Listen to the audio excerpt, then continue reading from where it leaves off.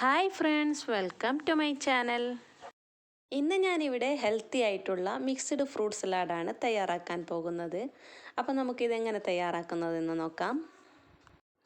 Fruit salad തയ്യാറാക്കാനായി ഞാനിവിടെ 2 litre പാലെടുത്തിട്ടുണ്ട്.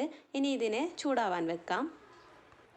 ഇനി ഇതിലേക്ക് കസ്റ്റർഡ് പൗഡറാണ് വേണ്ടത്. ബ്ലൂബേർഡിൻ്റെ വാനില കസ്റ്റർഡ് പൗഡറാണ് ഞാനിവിടെ എടുത്തിട്ടുള്ളത്.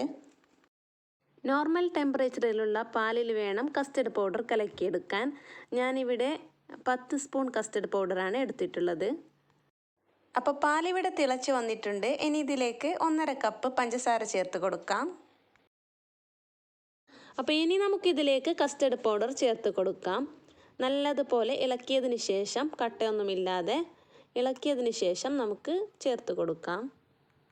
ഇനി ലോ ടു മീഡിയം ഫ്ലെയിമിൽ വെച്ച് ഒരു 5 മിനിറ്റ് നേരം ഇളക്കിക്കൊണ്ടേയിരിക്കണം. ഇപ്പോൾ പാലിവിടെ നല്ലതുപോലെ തിളച്ച് വന്നിട്ടുണ്ട്. ഇനി നമുക്ക് ഫ്ലെയിം ഓഫ് ചെയ്യാം.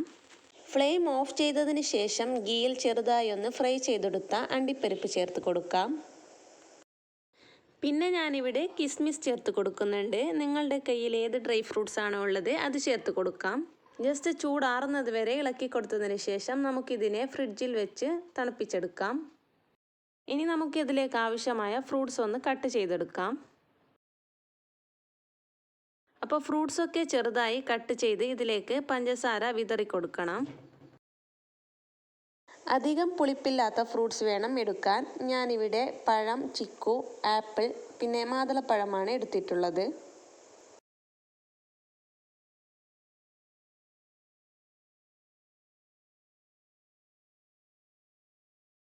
ഇനി നമുക്കിതിനെ പഞ്ചസാരയൊക്കെ മിക്സ് ചെയ്തതിന് ശേഷം ഫ്രിഡ്ജിൽ വെച്ച് തണുപ്പിച്ചെടുക്കാം. പഴം നമുക്ക് സെർവ് ചെയ്യുന്ന സമയത്ത് കട്ട് ചെയ്തെടുക്കാം, ഇല്ലെങ്കിൽ അത് കറുത്തു പോകും. ഇപ്പം ഞാനിവിടെ ഫ്രൂട്ട്സും കസ്റ്റർഡൊക്കെ തണുപ്പിച്ചെടുത്തിട്ടുണ്ട്. ഇനി സെർവിങ് പ്ലേറ്റിലേക്ക് മാറ്റി കൊടുക്കാം.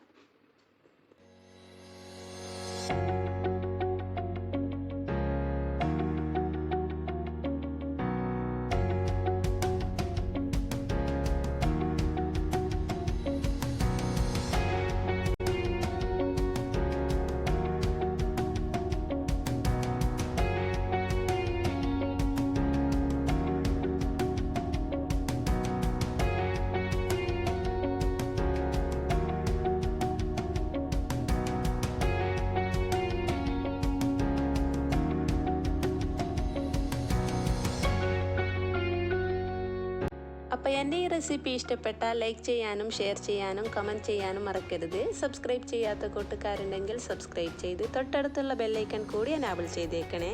ഇനി പുതിയൊരു വീഡിയോയുമായി വരുമ്പോഴേക്കും ബൈ.